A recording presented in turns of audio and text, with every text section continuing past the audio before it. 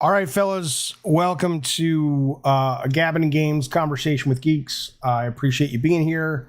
Let me know in the chat if we are live. I think we are. I think you can hear me. I want to be sure before we kick off the show. I think there we go. Okay, listen, fellas, we have a wonderful guest today. He is the director of this here motion picture. I'm going to show you a trailer. And then right after the trailer, we will get into talking about this cool movie.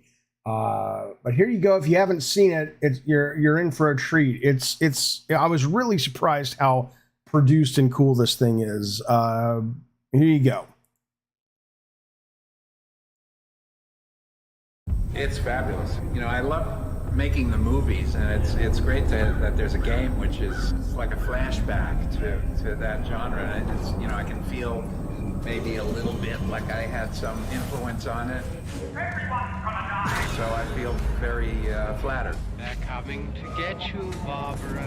Romero is a legend. We miss him.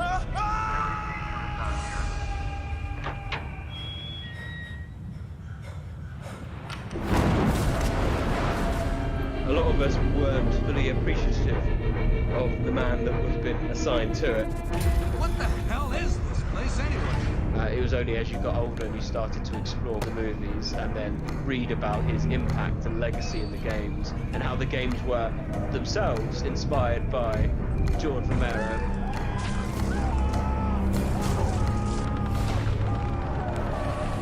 George A. Romero's Resident Evil.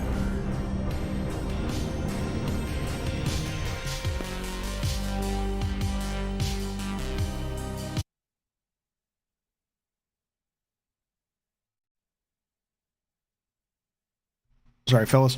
That is a trailer for Brandon Salisbury. Am I saying the name right? Yeah, it's Salisbury. Salisbury. Okay, that's your trailer that just dropped a couple of weeks ago.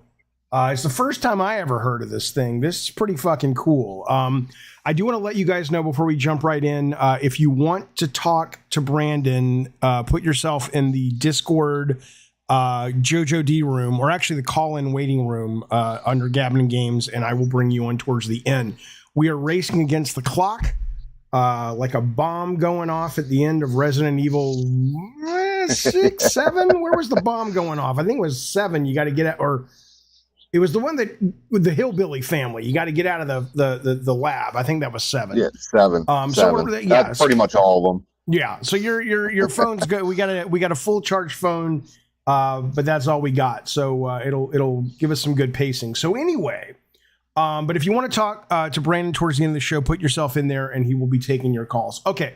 So I know a little bit about this because I've done some research, but if no one has a clue what this is beyond this trailer, what is the pitch for this documentary?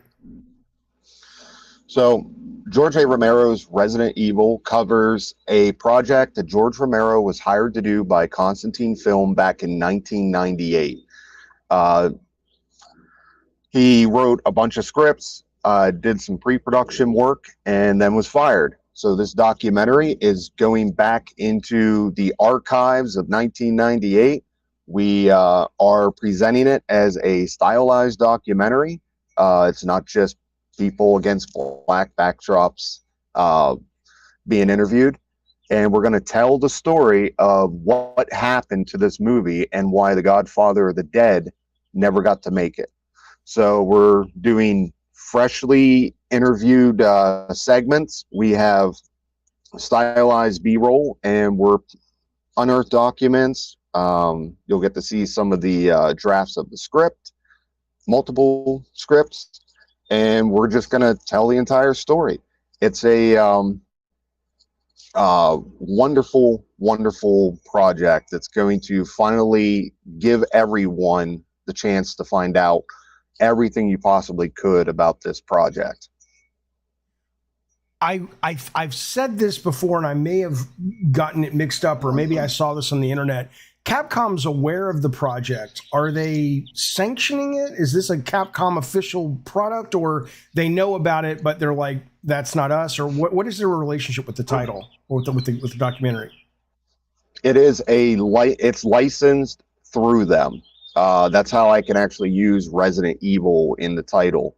I went to Capcom, pitched the entire project. They absolutely loved it and were very willing to work with me. And we have a contract with them that allows me access to use the materials that I can. Do you feel, I mean, well, let's give some people some history first, because my question was going to be, do you feel Capcom has maybe looked at this decision that was made to remove Romero with regret? But for now, he came to their attention. Well, he came to their attention because he's fucking George Romero, but I'm assuming he had directed a commercial in Japan for Resident Evil 2, correct? Yes, he was hired to direct the Resident Evil 2 commercial that only aired in Japan due to certain contracts with some of the cast. It was filmed over in Los Angeles and premiered, I think, in like December 1997. So Capcom was really thrilled about it. And of course, the creators of Resident Evil were well aware of George Romero, and that was the big inspiration behind Resident Evil. So Capcom eventually went to Constantine Film and said, why don't you get this guy to direct the movie itself? Because Constantine Film had the rights and still has the rights to the Resident Evil franchise. Yes, when Constantine Film got the license back at the end of 1996, they've had it almost as long as the games have been out. Right. And originally, Alan McElroy was hired to write the script. So he had it for about a year and a half. And as far as I'm aware, only produced 2 drafts of it. And it just wasn't going the way they wanted. So they went on to the next one. And more or less the whole history of the film from when they got the rights at the end of 1996 to when it finally got made under Paul W.S. Anderson was just another classic case of development hell, where they just kept going to idea after idea, trying to find something that fit their model for the movie that they wanted to produce. Okay. And the main reasons, I mean, the if you do a little digging and not much digging, because it's out there pretty easily to find, I mean, the main issue that is cited is that Romero was removed from the movie because he had a bit of a beef with not the American producer, who apparently was a gamer and knew all about Resident Evil and was vibing with Romero, but I guess the head of the entire company, which is a guy from Germany, he was looking to make more of a prestige movie or something more. He didn't want to. What was that the main problem, or are there other things that you've uncovered? Or if that was the main problem, can you talk about it a little bit? There was multiple reasons, and George didn't necessarily have day-to-day problems with the head of Constantine, the producer, and the American producer you're thinking of. That's actually a German producer named Rob Kolzer. And he's actually in charge of the LA division of Constantine Film. Okay. But he worked, so they just have an office set up in LA. He was more in sync with Romero, correct? From what I understand, yes. He played the video game, but there seemed to be this consensus that you could just take the game and, it's just going to be a bunch of people running around shooting guns. And, they're like, it can't be that hard. And then they started to see that it's a lot harder than you think. Right. And there was some, I would say the biggest problem was George wanted to do a extremely violent horror film, and he wanted to take what was in the video game and kind of give it his trademarks with some social commentary. He wanted to do it like one of his zombie films, and Constantine Film wanted something that was a little bit more slick, a little bit more commercial. They wanted to make it so that as many demographics could come in and watch it. And what you saw in 2002, that's what you got. You got Paul W.S. Anderson, and it kind of feels more MTV more music video-ish. It's slick. Yeah. It's sexy. While we're talking, they I'm gonna put the I'm gonna put some of those posters up for people to see if they haven't seen it. But yeah, it's very it's exactly what you're saying. It's very slick, and it's the Mila Jovovich stuff, correct? I don't personally enjoy them. Okay. Because I was a fan of the games before the movies, and I have my certain taste for how I feel that those movies should have been made. But it's hard for me to trash the movies when it's the most successful video game to movie franchise to date. They made 7 movies and a TV series, and it's over $1.3 billion at the box office. Yeah, and if you look at George Romero, I mean, and I want you to get into Romero in a minute because I know you're part of the foundation and a big fan and all this stuff. Oh, you don't work with the foundation? I'm not a member of the foundation. Okay. I know members of the foundation, but I'm not actually like a full-on member. Gotcha. I guess you could say I'm a supporter. But and you're I'm sorry, you're a Romero fan. Yes. Okay. Yes. So there you go. There you go. So, but, and I want to get, because some people may not even know really kind of what he did, but and what he brought to so much in cinema and in horror cinema specifically. But as it relates to Capcom, so there are about 3 or 4 versions of his scripts floating around in that period where he wrote. I read one of them, but I think there's a couple of them out there, correct? There's a couple of them that exist. They're all within the Romero archives, which was created to preserve all his documents and scripts. So George wrote about 50 screenplays that never got made, plus all the other projects that he did get made and all the various drafts, and then there's documents there. So I was surprised to read the script. I know when I used to, I went to school to learn how to make movies, and I was going to be a film director and all that. And I was always told, don't write your scripts with the I mean, he knew he'd be directing, but it's like, don't do camera directions and don't do sounds and all this. Leave that to the director, or he'll feel kind of annoyed and pushed out of the process. But I'll tell you, his scripts read so great. They've got sound, and there's a wonderful shot in the version he wrote about the helicopters when I think it's like Wesker's in the helicopter with Barry, or I forget what it is, but the camera pulls out from the helicopter to reveal there's like 12 more helicopters flying. And I'm like, I love that that's actually in the script because it's a genuinely compelling read, Yeah, his Resident Evil script felt more like it was like everything great about Romero, like a best of compilation. Like there's elements of Night of the Living Dead, Dawn of the Dead, Day of the Dead. The whole beginning feels like the Crazies, where soldiers are coming in and like ripping people out of their houses and evacuating the town. And going back to 1998 when there's only two games in the series and not too many people understand the established lore. Right. And half the lore doesn't even exist or is only available in Japan because they didn't bring it all over to America yet. I can understand why he did what he did to change aspects of it, because it's no different than when you adapt a novel. That's right. You make changes to, I always use the comparison of like Jurassic Park. Jurassic Park is this award-winning film that's loved by, everyone. And it's like, that's like a third of the book. It's completely different in tone, and half the characters are cut out.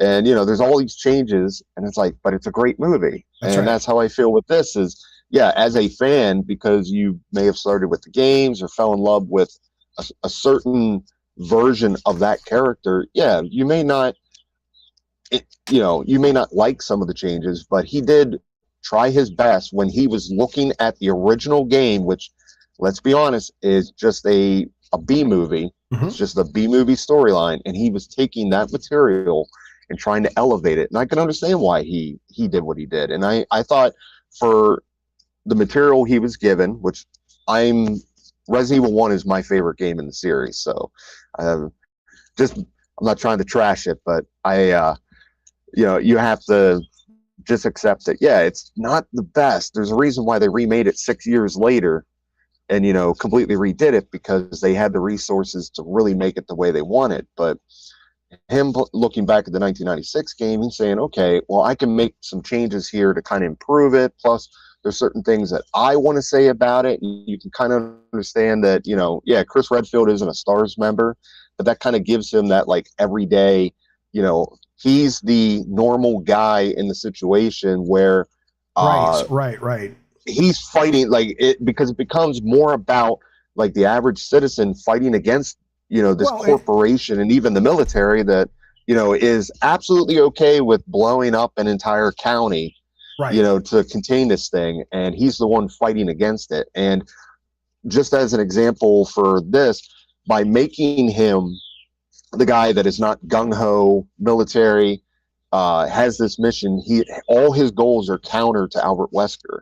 So that makes him, in everything that he's doing, insubordinate to Albert Wesker. He's undermining Wesker's mission, which goes right back into Chris's original character, where it states that he tends to be insubordinate, and that when he was in the Air Force, he was kicked out for insubordination. So instead of just doing a little blurb, Romero changed some aspects to make the character actually fit what his personality was supposed to be. And again, a lot of people weren't going to agree with that. But I was going to ask that because when I read it, I was like, "This is great." I mean, it wasn't like I'm reading the best script ever written, but I was like, out of all the Resident Evil movies and anime and all this shit, not anime, but animations that I've seen, I'm like, this feels the most Resident Evil of anything. It feels. Did people complain like today when you're saying people may not have liked that he wasn't a STARS member or whatever? I'm like, oh yeah, that's still a point of contention. Like you'll still see people saying like this thing is shit, and it was just like that back in 1998 when George was talking about it, and then it didn't help. And we're gonna point this stuff out too, because why not? Back in 1999 when he was fired, there was a lot of fake information out there that was trashing Romero, and what? Well, I was just talking with the curator of the Romero archives the other day when we interviewed him, and I was telling him about it because he had to read through all the scripts prior to his interview. So he knew full on, like, yep, I know everything about this for the interview. And I was like, there was, I forget the magazine that did it, but they had like a little like gotcha grab where it was, they had a source claiming that Romero was fighting to put sunglasses on all the zombies. That was a direct quote, that he, for some reason, he had this idea that all the zombies are going to wear sunglasses. And I read that quote even back in 1999. It was like, that, I know that's wrong. Right. Was there any truth based where it came from, or it was just crazy?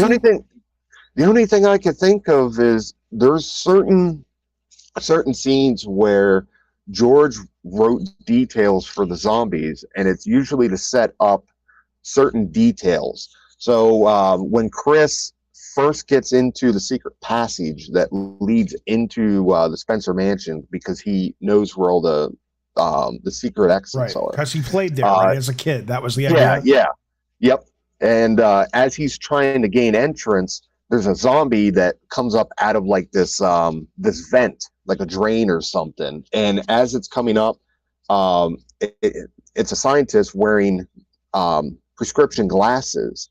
And Romero describes that something happens where it catches, and as the glasses are like falling, it's actually tearing into the skin. And I think it describes like the ear or something starting to come off from the armature of the glass. So I could be like, okay, well, that's one of the few mentions where, a zombie is wearing prescription glasses. Now, that's not a bad thing in itself, because Romero always gave his zombies some sort of story or personality. And a lot of that too came from, the special effects team, where they're just kind of throwing in different concepts to make the zombies interesting. But that's a hell of a long way away from every zombie wearing sunglasses.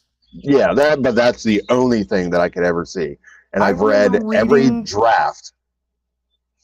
Go ahead. Yeah, I've read every draft of this. Yeah, I remember reading that, and this surprised me because I understand the Constantine people may be going, okay, we have a different agenda than George Romero, but I read that they interviewed. There was a quote from a Capcom Japanese producer who shit on the script and said, "Oh, the script is terrible," and I'm like, "What are you talking about? Like, was that is that real?" That's a real quote, and that's actually how George found out he was fired. What he found what out, was that experiment? He found out. George had no idea for a long time. He was being interviewed at the time because obviously people are like, "You're doing Resident Evil. How's that going?" And you could see as the months went on, it was like, "Yeah, I just turned in the script. It's doing great. We're thinking about shooting, next fall." He has and he's very excited for it. And you could see through the months as it goes on, it started becoming like, "Well, I haven't heard back from him yet." And then it'd be a few months later, like, "They haven't talked to me. I have no idea what's going on." And then it finally, he's saying, "Well, the internet says I'm doing it, but I don't know." And then finally, they read him the quote, and he's like, "Well, I guess I'm fired." Wow. Yeah, Wow. yeah. He found out through. I think that was at E3. I think that was E3. It was like May of 1999 when that got printed in a magazine, and I mean, the internet imploded. Yeah. I was there for that, and I felt my fucking heart sink because I was so fucking looking forward to seeing this. Like, I was excited for it, and it just collapses, and I'm just like, "Oh my god!" And then there was a lot of rumors back then because that's like what, Web 1.0. So we're going back Harry to the Knowles, DOS days. Ain't it cool news, right? Yeah. And all the rumors started, and people were trying to get scraps of information, and then eventually it was late 2000 when they announced that Paul W.S. Anderson was going to direct, and it was like, well, he's not George Romero, but he did make Mortal Kombat and Event Horizon, and this might not be too bad. And then a few months later, the casting sheet leaked, like what they have for a casting director to hire actors, and it just sounded terrible. I mean, the movie ended up being okay, but that casting list, because it wasn't, usually it's like an assistant or something typing it up, and they have typically no idea what anything is, so they're just like, writing whatever in there, and it doesn't always translate well. For even more, if I remember, or for people who don't remember, the Anderson Jovovich movies, there is no I mean, the first movie, were there even any of the, I know there were stars, but I don't think there was. Not in the first movie. So was there any of the lore from Resident Evil, like, I don't think Jill Valentine or Chris Redfield or any of that? I can sum up absolutely everything that's in that movie from the games. You have the T-Virus, you have Raccoon City, Umbrella Corporation. Umbrella, that's you what they have. Yep, they have the zombies, zombie dogs, and a liquor. The train that they ride on from the mansion to the labs is the exact same style train as Resident Evil 2 that you escape on at the end of the game. And the plate on it, I believe, is a nod to Alexia, if I remember correctly. Like, it's like Alexia 9000 or something on the license plate of the train, is like a nod to the villain from Code Veronica. And then you have a uncredited role of William Birkin at the end, which was Jason Isaacs in a hazmat suit, and you only know it's William Birkin if you have the subtitles on, and he's the guy that says, "I want him in the Nemesis program," and and then of course the Nemesis program. That was from the top of my head, every nod to the video games.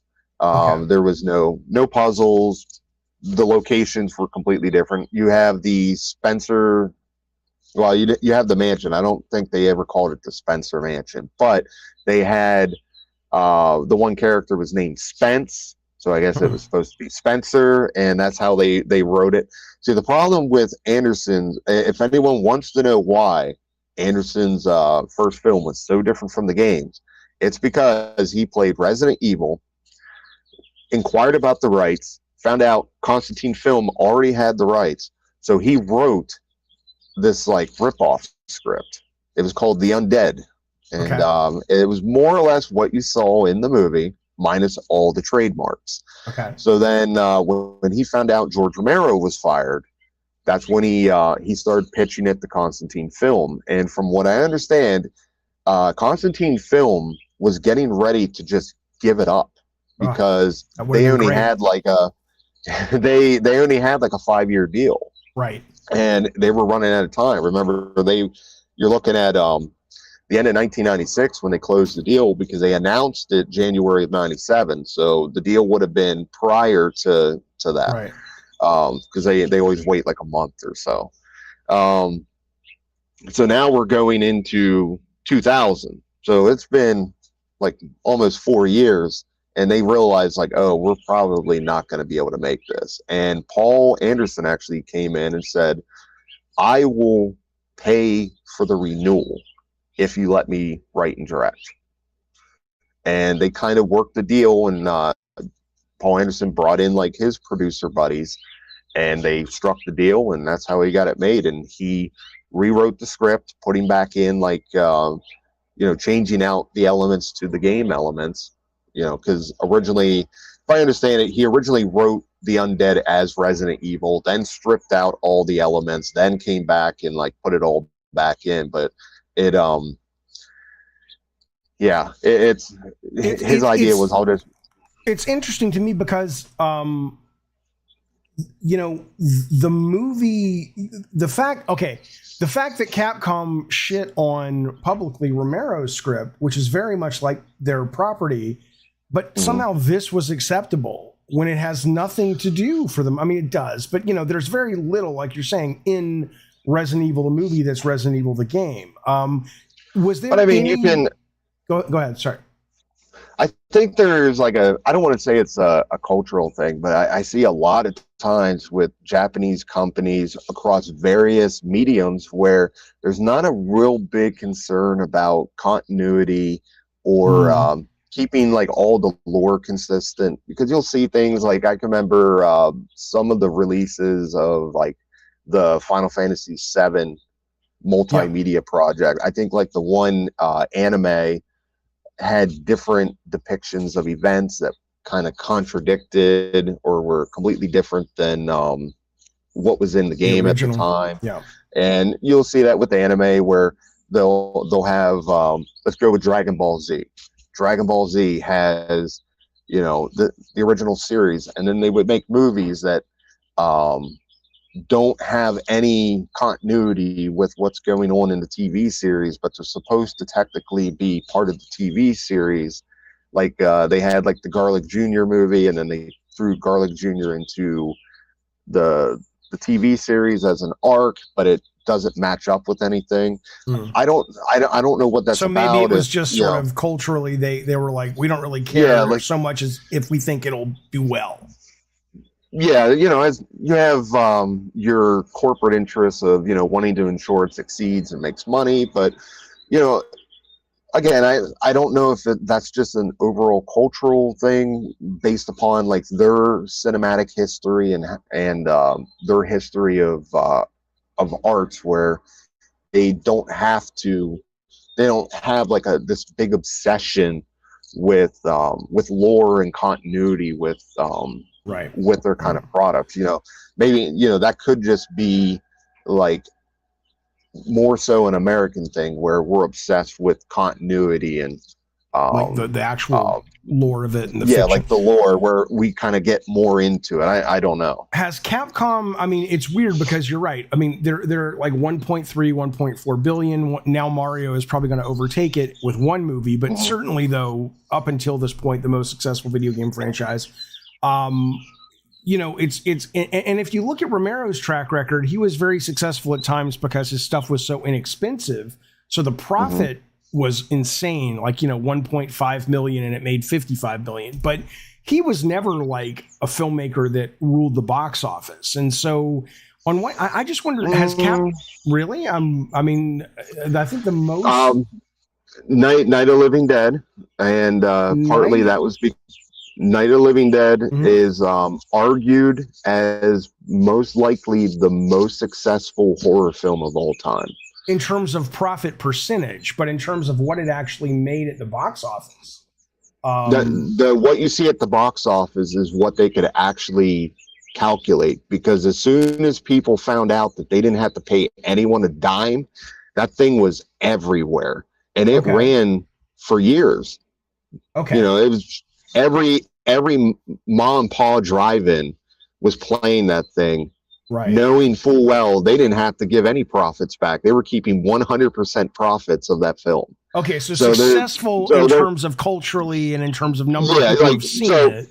So the problem is that they can't calculate how much it made. They only have what was the initial run of the film before people started realizing, like, oh yeah, we don't have to pay any money back. They're 30 million right now as the official number, which is obviously, if you're a Hollywood executive who doesn't have any sense of history or the influence of this guy, you're like, fuck that guy. Anderson made Mortal Kombat, right? And the other thing too is the original Dawn of the Dead. That was like a 600. I want to say it was between $500,000 $640,000 budget, somewhere around there. I think there's like two competing budget numbers. Right. That one ended up worldwide getting well over 100 million, I think, because it was everywhere. That was a worldwide release, thanks to getting it released in Germany, and of course they had their own cut. You know, Dario Argento had his own cut of that. You know. And released it, but that's part of the reason why Romero became such a huge name worldwide, is the success of Dawn of the Dead, and that's one of the reasons why most people consider it, their favorite. It's just everywhere. My figures may be wrong. I'm looking at the web, and the web is telling me Dawn of the Dead was 1.5 million to make, and it made 55 million all over the world. But I mean, I don't 55? bring it up as a point of like, let's figure out the math. It's more of, I guess ultimately what you really have, at least the way I frame it, I'm wondering if you see it this way and if your documentary frames it this way, is it really is this idea of art and a genuine artist and an understanding of the material going, I want to make this thing great and make this thing relevant to the fans and to just movie lovers, and then the business going, that's great, George, move along, we have billions to make. I mean, and I just wonder, is that an accurate read of the kind of the meta 30,000 foot view of what went down? I mean, there was they had actually done some interviews stating that they didn't think George would be able to make a film that would have that modern day success. Right. Has Capcom ever come out and regretted it? Has anybody ever come out and said, "Oh man, we were idiots"? I mean, obviously they made a lot of money. No, I don't think Capcom doesn't seem to have had any involvement in that, because at the end of the day, Capcom didn't have control of it. They sold the rights completely to Constantine Film back in 1996. They had like discussions because George met with Capcom. That happened like November of '98. He actually flew to Japan, and then Anderson said that he had gone and met with executives at Capcom. So they were involved to an extent, and I forget the guy's name. He actually ended up having a credit on the film itself as a producer, but I don't think they were involved in the day-to-day, like looking at all the scripts. I think what had happened, and the only reason I don't know for sure is because Capcom typically doesn't do interviews for things while they're still employees. And even and I did reach out to a few that had left, and I guess they had signed some NDAs where if it's deals with Capcom, they can't talk about it. Because I did reach out to try and get some clarifications, but everything that it's pointing to is that they sold the rights. They got to look at some things, and because they're the owners, they could kind of call up and say, "Hey, how's that working out?" Right. And I think what happened was Constantine Film fired George, and then when Capcom came calling saying, "Hey, what's going on with this?" they said, "Yeah, his script sucks. We fired him." And then that's what they did, is they just repeated and said, "Yeah, his script's no good." Oh man! So for people who don't know George Romero, which is crazy, but I know there are a lot of younger fans. Of course, I mean he died in 2013 or something, but his 2017. Okay, so his, I mean, the first time I ever saw a Romero movie was Monkey Shines, like in '88 or something, which I enjoyed, but it didn't blow my mind or anything. But as I grew and got engaged with his work, I mean, can you just talk about his influence a little bit and sort of who he is? Because I see even people in the chat going, "What are they? Who are they talking about?" I mean, Okay, yeah, that's so a couple of things that George influenced. For one thing, the Pittsburgh film community, which if people don't know, like The Dark Knight Rises was filmed there. There's been a bunch of movies that have filmed there in recent years, and there's a whole film community there. George was one of the reasons why an entire cinematic film community started there. So that's one thing that he helped usher in, because back when Night of the Living Dead was released, you didn't have people in Pittsburgh making movies. That wasn't a thing where you get this worldwide release. So that's one thing. Second thing is he created the modern zombie.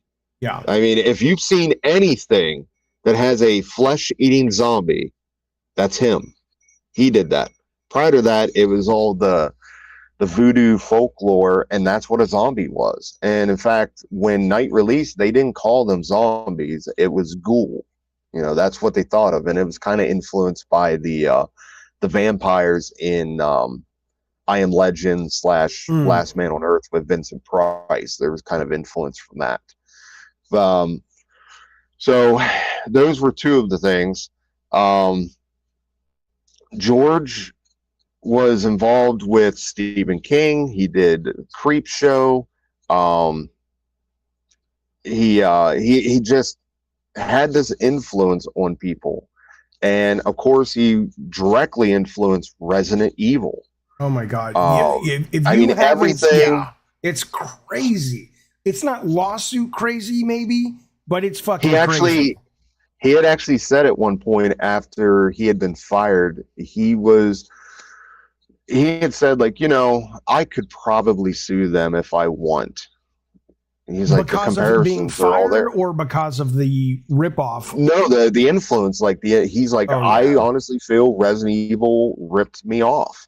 And he's I could probably sue, but, and the history of Resident Evil is that it was originally greenlit as a remake of Sweet Home, the Famicom horror RPG. Okay. That never came to the U.S. Yeah, I've never even heard of it. Pretty cool game. It was a video game tie-in to a horror film in Japan called Sweet Home. Okay. And they wanted to remake it, or at least remake that same type of game.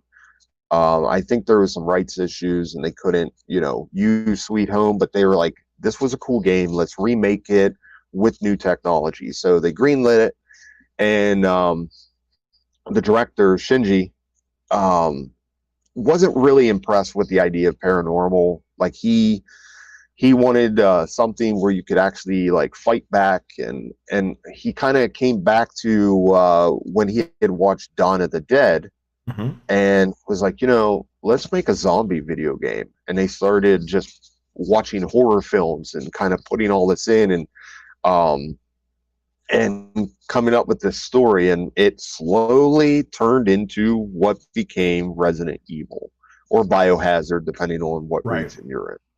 Oh, and just as an update, I think I was going off of the inflation numbers for Dawn of the Dead, because a lot of the times I look at numbers and then I run like an inflation calculator, because I'm usually comparing 3 or 4 different things against each other that have been released at different times. Yeah, and I was doing all that shit the other day just because I was trying to figure out, like, okay, I have this budget for this project coming up, and here's something that was similar from like 35 years ago. How does that compare? And I have to like crunch numbers. So a lot of times I'm looking at, I look more at the inflated numbers for 2023 than I do what the originals were. So, but anyway, well, the thing is, so I was rewatching Dawn, Night of the Living Dead. Okay. And I was just, man, I'll tell you, if you are watching this, I know you have, of course, but if you're watching this interview and you have not seen it, there's so much one-to-one, not just like zombies, but it's like a guy and a girl trapped in a house, right? You've got, he searches literally through drawers to he finds nails, he finds shotgun shells, he finds a shotgun. He's creating wood to board up the windows. That's in there. There's a whole story he tells about a fuel truck in the movie, and you don't see it, of course, but that crashes into this, I think it was like a diner or something, and zombies are hanging on it, and the fuel truck explodes, which, if I remember correctly, is pretty much the opening of Resident Evil 2. And I'm just like, I mean, it is not just like, well, what, Jaffe, it's zombies, big deal. It's like, it's insane how much they riffed on his shit, like at a design level. So, I mean, I guess. And then let's talk about the shot where Barbara ascends the stairs and sees a corpse with a half-eaten face. Yep. And then maybe some of the people that didn't get to play the uncensored Resident Evil, because it was only available in Japan and Europe, but when you go through the dining room, go down the hallway and turn the corner and find Kenneth, originally before the zombie turns, they were actually going to show Kenneth's face, and half of it was eaten and like laying on the side on this exact same setup. Like these, and it's not a bad thing. Like they're playing into these like very iconic images and concepts. You could even look at the remake kind of brought it back, but the original designs for Leon Kennedy was like, it felt like it was ripped straight out of Dawn of the Dead with the SWAT unit outfits. Right. Like there's just so many nods to the different films that they did. Did Romero, other than saying, hey, I think I could actually sue them and win, did he ever speak any more about that? Did it seem he was upset about it, or he was just comfortable with it? He had set the table for the whole world in terms of modern zombies. He had said some things over the years that were more or less like he felt it was one of his biggest regrets. He had like out of the 50 plus projects that he never got to do, Resident Evil was within his top 3, if not, the number 1 spot. He was absolutely devastated by it, and he talked about it at length to people. He felt that he was absolutely screwed out of it. And but eventually he moved on, and he just said, well, that's what happens. And then the biggest regret that I see for it is that George created the modern zombie, created all these films, influences Resident Evil. Then he's hired to do the Resident Evil movie and gets fired. And then someone else comes in, makes Resident Evil the movie, and it jump-started the zombie genre again. And then George, the only reason George got to do Land of the Dead is because Resident Evil got Universal to remake Dawn of the Dead, which did good, and then they said, oh yeah, we can bring in George Romero and let him do his movie.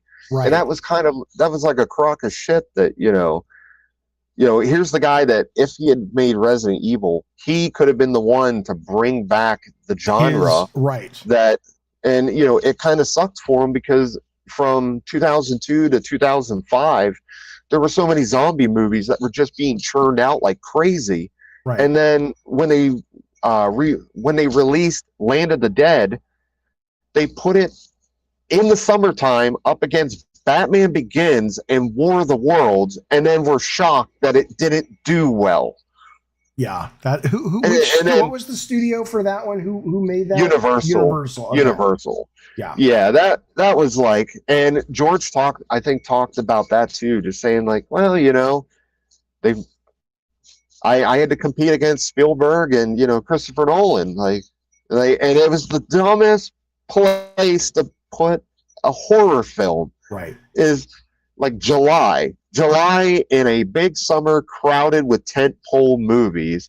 You're pretty much like, either Universal was completely stupid in regards to the competition, or that was well, who cares? Let's just throw it out there. They completely miscalculated that. Right. And that's a damn shame, because that was a movie that kind of went through a lot of different iterations, and that's Land of the Dead.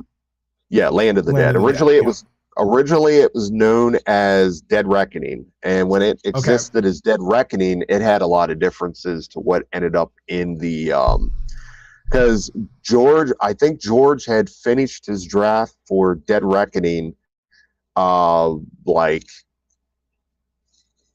I'm trying to think of like late summer 2001, and it had some like buildings that get rammed into and other stuff, and after September 11th, all that disappeared, of course, and the entire feel of it changed. Yeah. And this was coming from the curator, because we were talking about Land of the Dead, and he was discussing like some of the interesting differences that kind of slowly. So I know it was 2001 when he wrote it, and it was like right before September 11th. Man, that's a kind of cool stuff that you can find in the archive, is being able to read like all these different drafts that never exist. Like I actually got to read the McElroy draft of Resident Evil that he wrote before Romero. Romero picked up on that. Yeah. Yep. I got to read that, and how was it? Terrible. Terrible. Okay. Was it very Resident Evil-y, but it was bad, or it wasn't even Resident Evil? Okay. No, for everyone that craps on it, okay, and I'm gonna say this out of respect, because I actually like McElroy, because he wrote Halloween 4 and Wrong Turn, and he was involved with like HBO Spawn, which is one of my favorite like little cartoon pieces, because that was just a really cool show. Yeah. But I'm gonna be honest here. I feel like this was him getting a paycheck, because there was nothing in this that felt Resident Evil. And you want to talk about a script that would piss fans off. We had annoying characters with really bad, cheesy dialogue. Right. And I did not like a single character in that. They were all assholes to each other.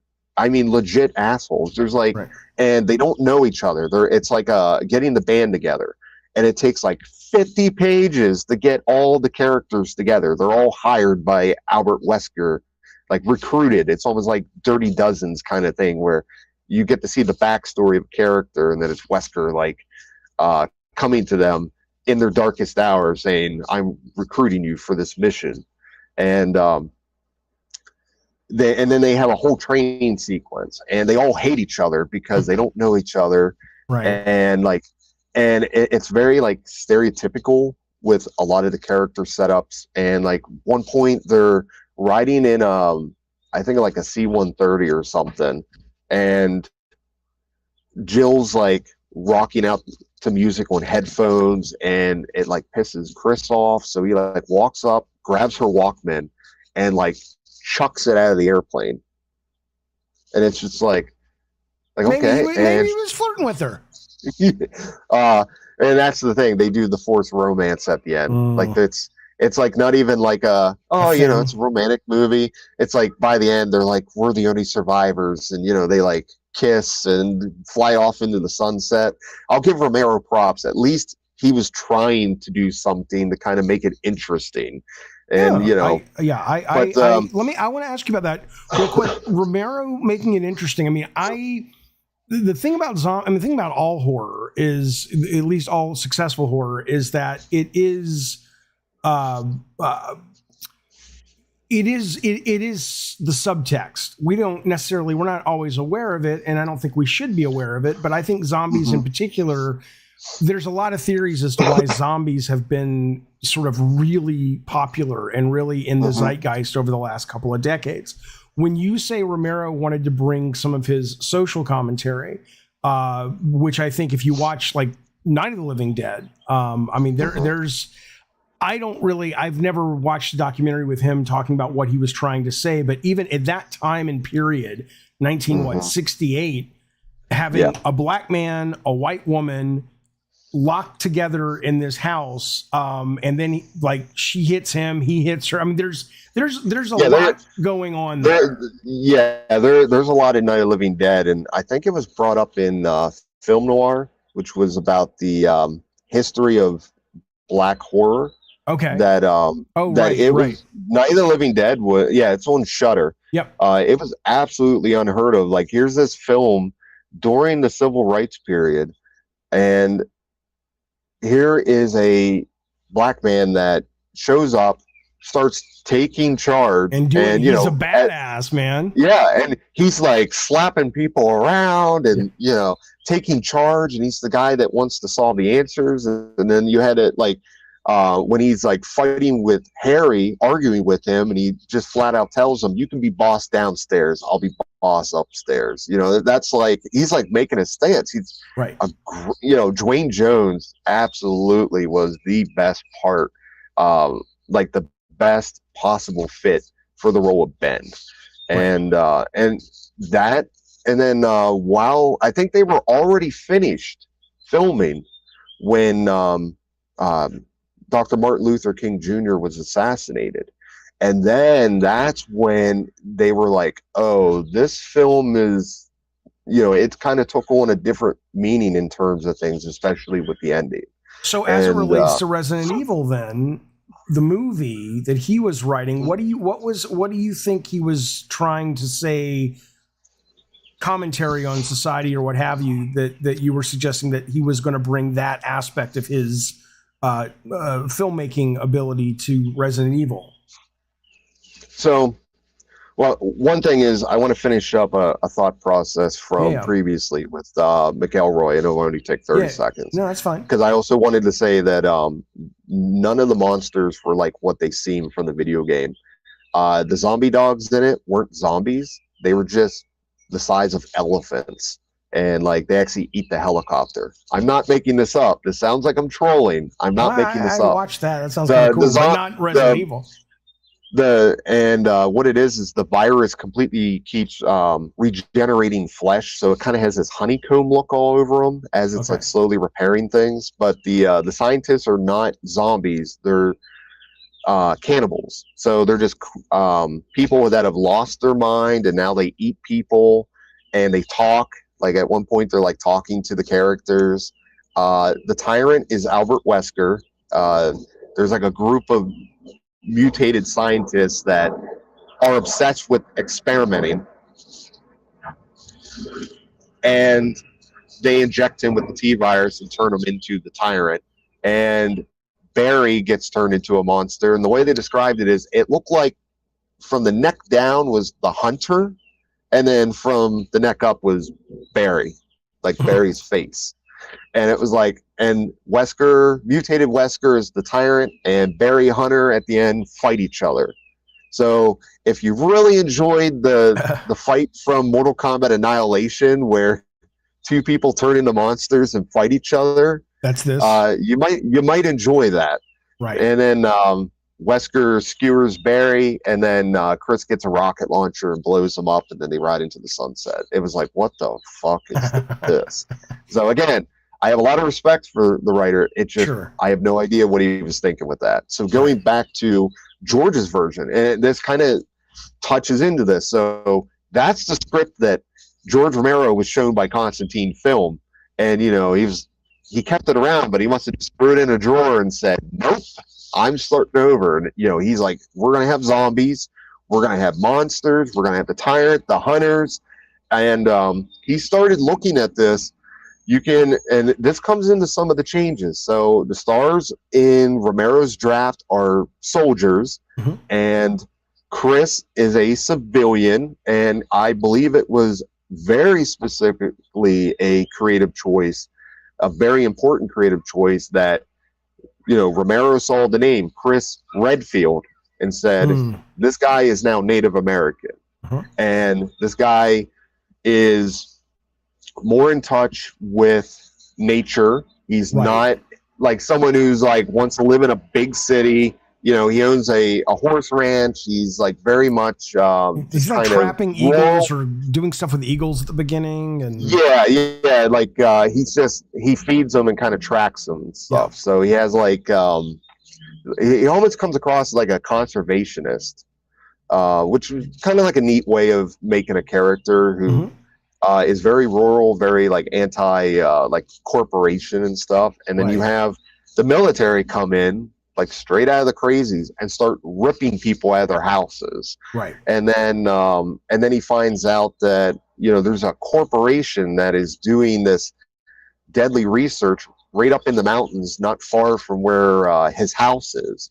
And then as he goes on, he's like, oh my God, our government is funding this, and it can wipe out an entire population. And Wesker at one point even says like the goal is to win, like win at all costs.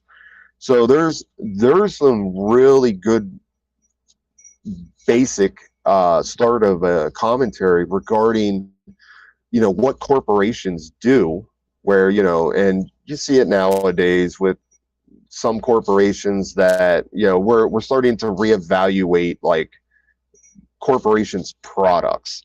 And it was always joked before about a corporation that its products make zombies out of people. Like that was always like a mockery of like iPhone, how you could have people standing in line that's a mile long to get the newest iPhone, and it's like the March of the Zombies. And and it's kind of like comical, where here's a corporation that makes literal zombies out of the people that use their products. But then you have commentary on the military industrial aspect of things, and the fact that they're willing to just wipe out this rural town, and it really comes into like the idea of the government and corporations destroying a small town. And I don't think there was and it was kind of neat, like in Romero's draft, it is a small town. Raccoon City is a small Pennsylvania town, and I was like, oh, okay, that's kind of cool. And then a few years ago, I finally got to travel up to Evans City. And so like I'm pulling into like Main Street, USA, pull right into Evans City, and I'm like, oh my God, this is Romero's Raccoon City. I mean, and it still feels very old, like 1950s, like not necessarily 1950s. To me, it would feel, it's a small town, not much going on, small little businesses, but really wonderful, peaceful little town. I try and go up there every year. There have been times where I'm not even going there, and if I'm in the area, it's like, when I did the scouting trip, I traveled like 5 miles to get up, or 5 hours to get up to where we shot the mansion stuff at. And I was like, oh, well, Evans City is like 10 miles that way. I'm like, pull off, and I go to Evans City because I always go to the cemetery. It's like a yearly pilgrimage for me. That's cool. But yeah, as soon as I saw Evans City, I'm like, oh my God, this is Raccoon City in Romero's script. And I'm like, now I can really see what he was envisioning. And it doesn't mean that he was going to film there, but I think Evans City was very much on his mind. It's this mountain town, very small, very isolated, not much going on. And, I was just looking at it going, yeah, over those mountains, that could be, where the Spencer Mansion is, or the Arkley House, as he called it, because, the mansion didn't have a name in the original game. It never got translated over. I have a couple more questions. I have a lot more questions, but I want to give the audience a chance to talk to you. So if you want to chat with Brandon and ask him about his new movie coming out, you can put yourself into the call-in waiting room, and I will bring you on in just a little bit. What do you? The movie isn't done yet. You're still flying people all over and doing interviews and finishing it up. But I mean, you got if you watch the opening of that trailer, hell, I would watch that Resident Evil movie. Like, I love it. Looks great. It's beautifully shot. It's really fucking cool. Who are some of the names that you're interviewing in the documentary that gamers would be excited to sort of hear their takes from? We already interviewed Charlie Kreslowski, who was the original Chris Redfield. So you see him right in the opening movie. Right. So we already interviewed him. We're interviewing Greg Smith, who played Barry Burton in the original game. We've interviewed James Rolfe, the angry video game nerd. He is a huge George Romero lover. Right. And soon as we did this, I contacted him and said, look, I know from your past shows that you're not a Resident Evil fan. That was kind of, not your thing, but this is about George. Do you want to talk about George? And he's like, absolutely. So that was kind of cool. Cause I was a fan of his from when he first started, back in 2005. Right. And I got to meet him one time at a meet and greet, shake his hand, get an autograph, and then you kind of move on. Right. So it was kind of neat having back and forth emails where he's excited to be part of something I'm doing, and it's that's cool. Yeah, that's a very everything with this has been surreal. So we're getting an interview with Suze Romero, of course.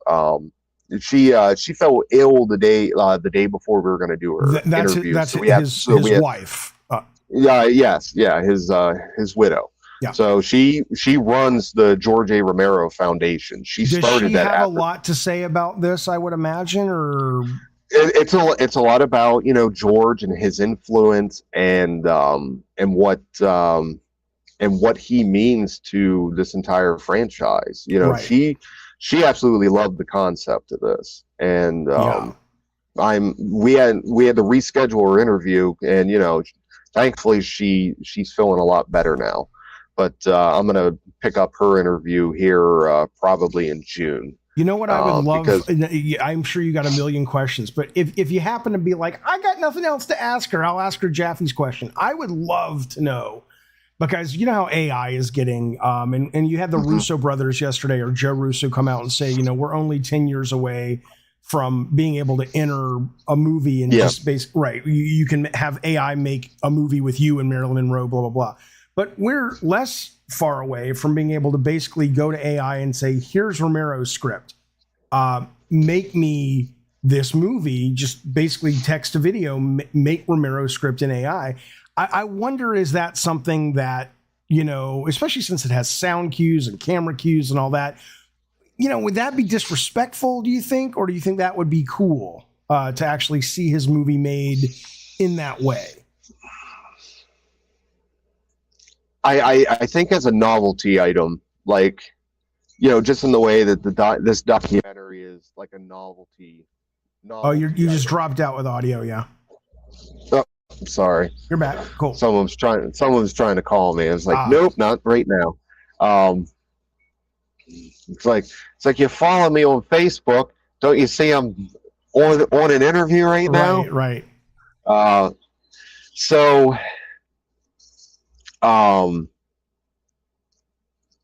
was I at? So you were saying it might be a novelty. It's kind of like just with this documentary. It's a novelty item. It's kind of cool. It's one of the few ways that you can kind of get to see a little bit more in the style of something that feels part of this. But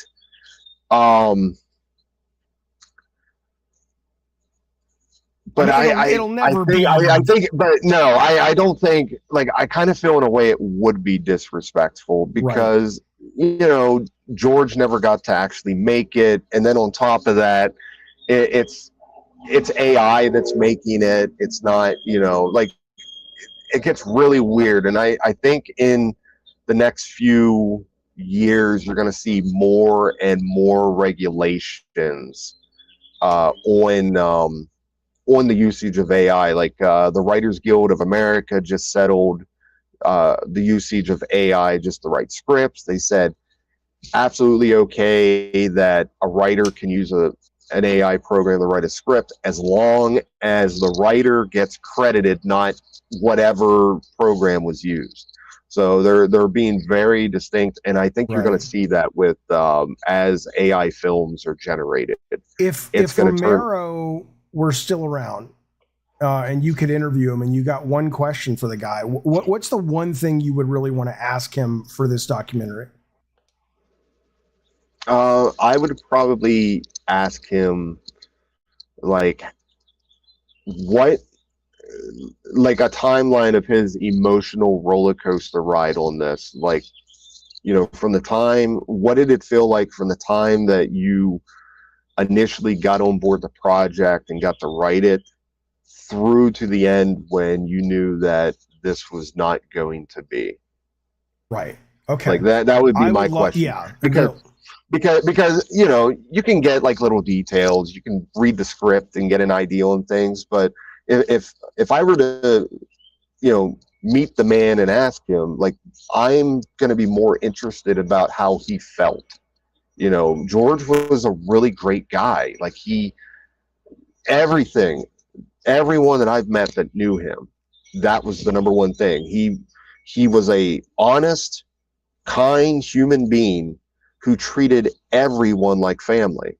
Right. And sadly, that's probably why he got so fucked, I would imagine.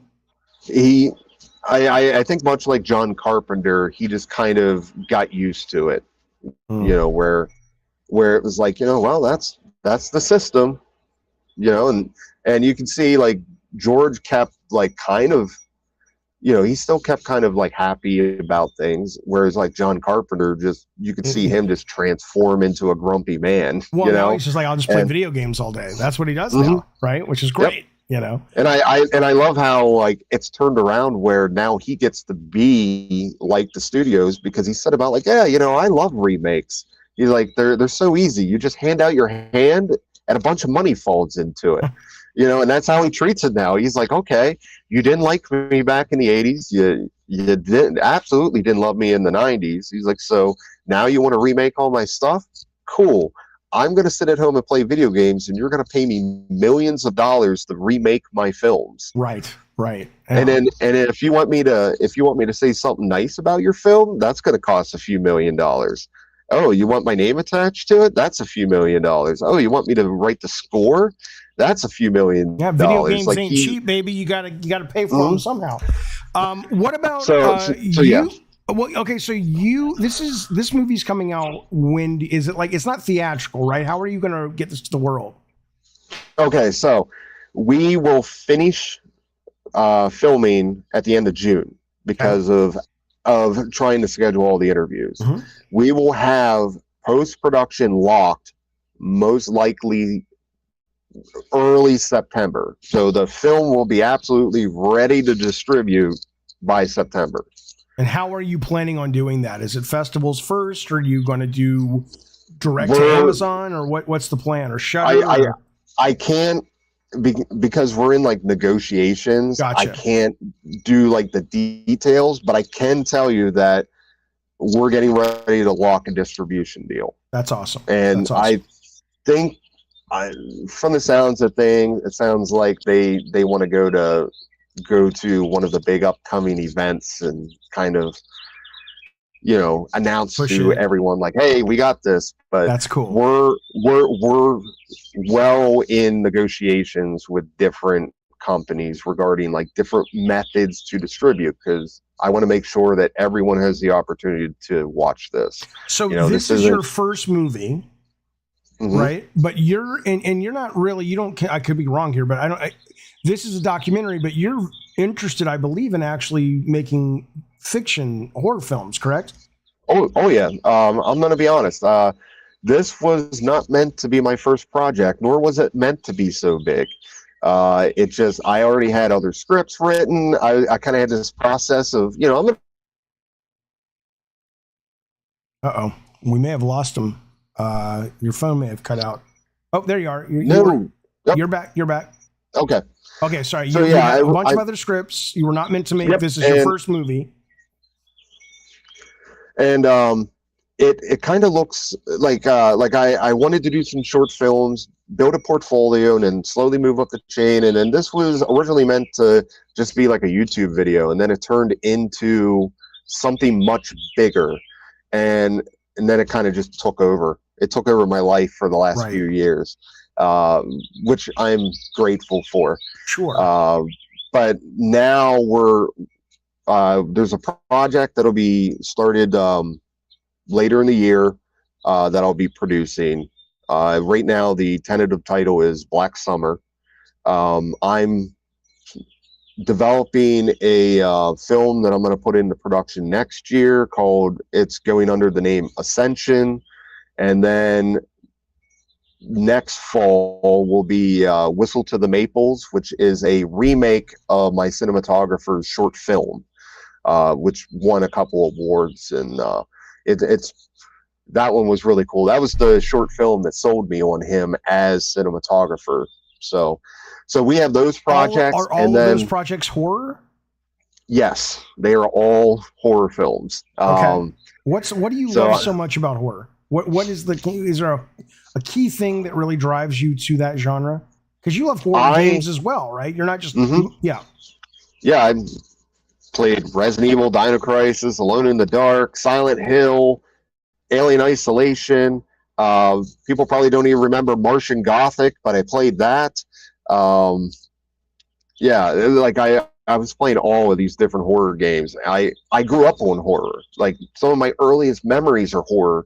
I watched Night of the Living Dead when I was 5. I just love being scared, and I love monsters. In fact, I don't like slashers as much as I do like a really good creature feature. Right. I want monsters and demons and all these kind of films that have something cool and visual, and it feels like fantasy. But I love whatever horror the fuck that was in the sky in Nope. I still don't know what the fuck that thing was, but Yes, and that is very much like that was like a 2-hour long creepypasta. Yeah, it was cool. I enjoyed it a great deal. But yeah, that had some great cinematography, great cast, great creature, and I'll tell you what, the middle of the movie when you find out what happens to people that get sucked up in it. Yeah. Oh my god, that never fucking left me, man. I was thinking about it just 2 days ago. It pops in your head, and it's like, that's a good horror film because you watch it and then it stays with you. It was disturbing, that shot. It was for so many reasons. Yeah. And so I loved like the morality details within it, because usually horror, like a really good horror film, has something to say behind it. Action movies, it's usually just blow a bunch of stuff up. The feel with an action movie is usually making the characters look heroic, doing heroic things, saving the day. It's supposed to make you feel good. You're supposed to feel good when, Batman comes down out of like a ceiling window and lands, and he's like beating up all the people that are about to kill all the hostages. Right. You're supposed to feel good. With horror, it's bad people making bad decisions that lead to their inevitable doom. And not just the cliche like have sex in the woods or going upstairs instead of running out the front door. But when you look at horror, a lot of great horror films, the protagonists initiate their doom through hubris. Take a look at Alien. Alien is all about corporate greed, and there's like a fear of pregnancy and rape. And when you look at the characters, they go to the planet after hearing this distress signal, or what they think is a distress signal, because the corporation had it written into their contracts that if they don't go to any planets that have an alien sign of alien life, they're going to lose all of their shares, their bonuses, their money. And it's showing a future where like greed has absolutely controlled people, where they just said, well, I guess we got to go to this planet, and then they go there, and then they just keep going further and further into like the hellmouth. They enter the ship, and then they're like, oh, well, look at this alien creature sitting in the chair, and its chest is exploded out, and we have no idea what did that, but hey, there's a hole in the floor that looks like something melted it. And you have Kane seems like he wants to make a name for himself, because he's the one that volunteers to go out. He's like, I want to be the first party out. And then he's the one that's like, hey, I want to go down in that hole.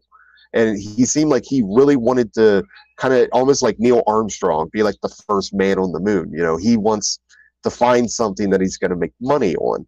Right, and he goes down, and then of course, he sees eggs, and he can't just look at the eggs. He has to touch the eggs, and he gets right in, and through his own hubris, he gets face hugged, and then Kane's son is born from him.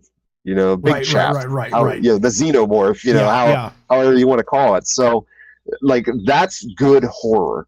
And then you have characters who are arguing and bickering over who has the best idea in the leadership, and then no one's listening to Ripley.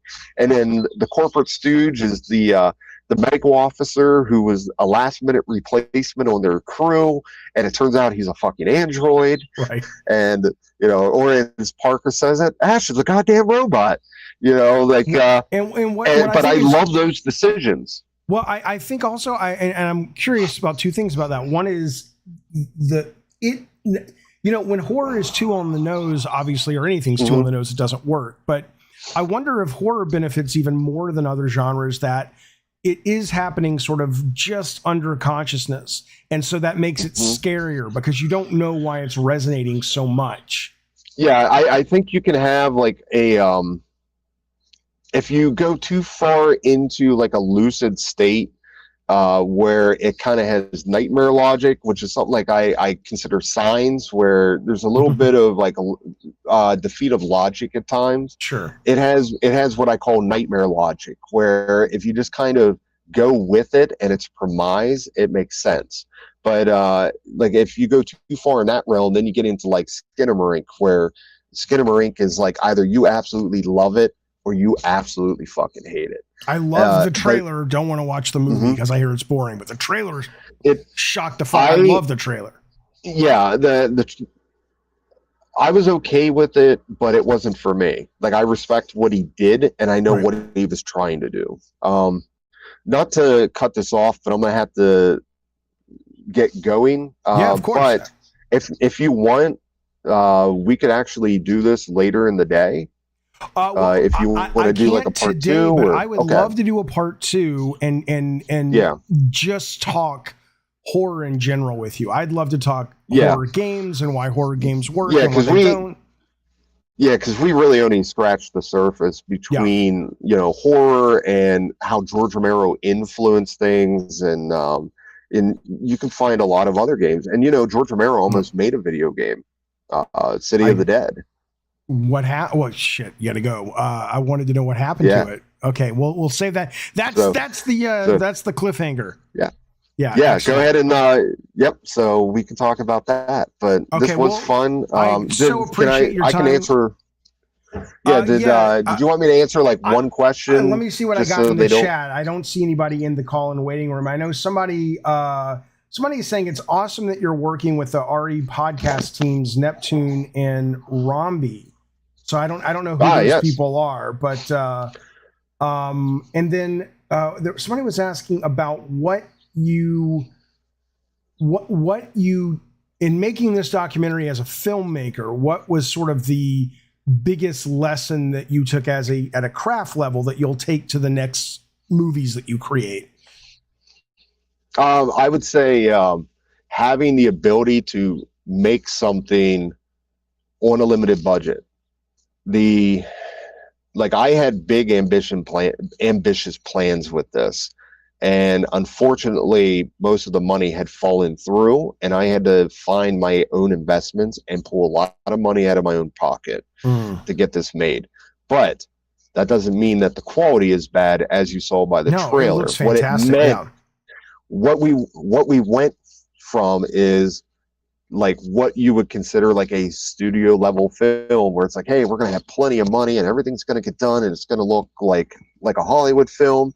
And we went from that to, okay, this is going to feel like a George Romero project, where we need to do on the spot problem solving, and we need to figure out how to stretch this budget, and we need to figure out how to do this real quick. And that was a really cool learning experience with the craft, more so than anything else. And you won't know this, but when we shot the exteriors of the mansion, that was on the cusp of a fucking blizzard. In fact, the very last shots we were getting, it was starting to snow. And that was originally the third night of filming for that shoot. And because I knew there was a blizzard coming, we had like 6 hours before we started rolling, push all that up to day one. And we went right in and got all this material done. And then, I mean, it pounded us for an entire day of snow. It was insane. And we're just looking out at this winter hellscape. Right. And that was another thing where it's like, okay, well, normally that's like something you wouldn't do normally. Sure. Is just say, nope, now we're going to do all this filming today. And, it's unless like it's last Roger minute. Corman and Corman or Troma, and he would have been like, somebody write a script over your lunch that takes place in a snowstorm. It's like, let's film it. That was the only thing I couldn't do. Otherwise, I would have probably been like, sure. But we had already shot like a lot of establishing shots. No, I think that's exciting, and you learn a lot. I have one more question. Okay. When we're talking, and I don't know if this is correct or not, but I have seen a rise in interest and products that is more Lovecraftian lately, Cthulhian and cosmic horror and all that stuff. What do you think is happening subtextually there? Like, why has that suddenly become something that's appealing, whereas for so many decades it really was just this sort of very minor genre of horror that very few people were into, and now it's kind of all over the place? I can probably give a very dry answer to that. The reason being is because Lovecraft is now in the public domain.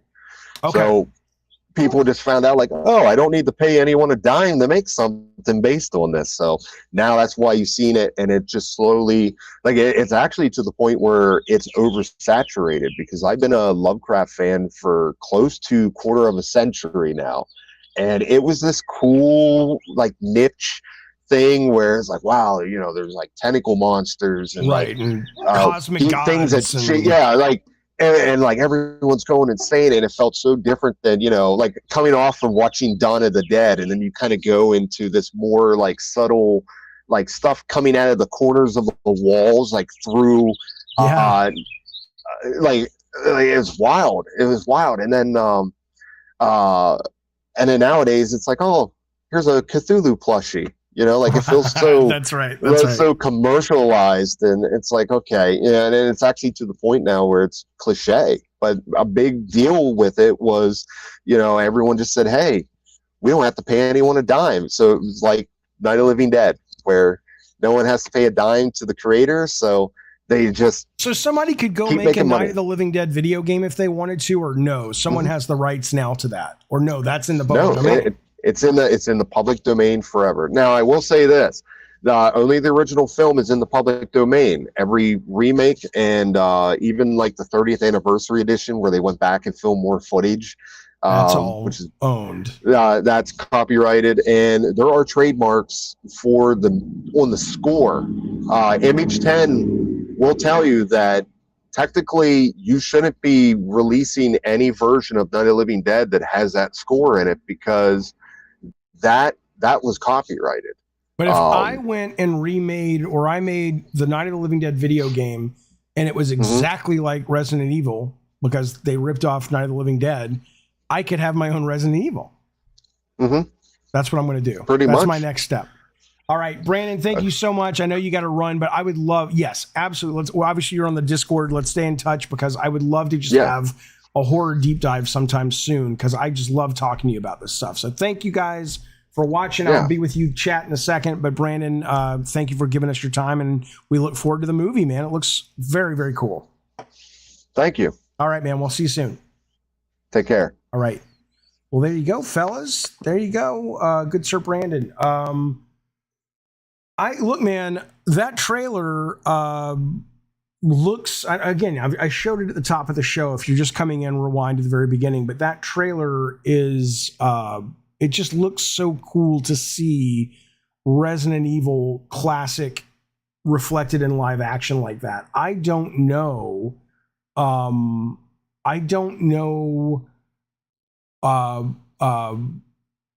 Why? I guess because money, right? I mean, I think back to like all the Resident Evil movies, and I just think they're terrible. I know Brandon didn't want to go there, and that's fine. I respect that. But as just a guy on the internet and a fan, I can tell you that I felt that I had zero interest. I am interested in the new Resident Evil Dead Island coming out this summer from Netflix, because, that's kind of the classic characters together in this big adventure. But short of that, as long as Constantine is making over $1 billion fucking dollars for these terrible fucking movies, I guess we got what we got. So anyway, listen, here's the deal. Gabbin' Games, I think I'm going to do one today. It's noon here in San Diego. If I can get one prepped, that could be going live around 3 o'clock. So I'm not entirely sure, but that's my hope. If not, we'll do it tomorrow. But I'd love to do one today. I got a bunch of topics I want to chat with you guys about. Ricardo says, how is Dead Island 2?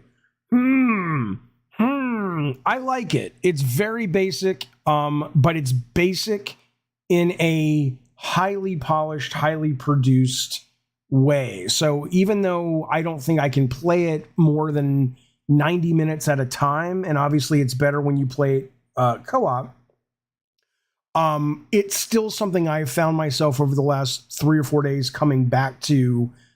Even I get bored and I put it down, and then I come back to it. So I recommend it. I think it is as solid as the reviews have said, a solid 7 out of 10. But I don't know if I would spend. I think I bought it for $70 or $60. It doesn't seem to be worth that, but it is fun. Is it glitchy? I have not noticed that, Mutimo. I'm playing it on PS5. Maskissa says it's very polished and looks great. Yeah, it does. I'm struggling with it, though. It's gotten kind of hard when I'm playing it where I'm at in the game without Spazbo, who was co-oping, and I'm going to be playing with Brett later. I can tell you that I'm getting my ass beat by these fucking zombies. Yes, Ricardo, we will be speaking today. Yes, I'm not sure if we'll do it before or after the show. I need to look at if I'm going to actually be able to pull off a show by 3. In the meantime, fellas, thank you for watching. The next interview coming up, I got a couple people lined up. Let me know if you guys like these interviews, or you're like, yeah, they're fine, Jaffe, but unless you got like, I don't fucking know who's would blow your boat. We'd rather just have a Gabbin' Games, because, they do fill the same slot. I love doing them, but I'm also a total nerd about this stuff, and I could talk for hours about things like horror and sex robots and all that good stuff. So, but be well, be safe, and I'll see you on the next Gabbin' Games, quite possibly coming up in a couple hours. All right. Bye, you guys.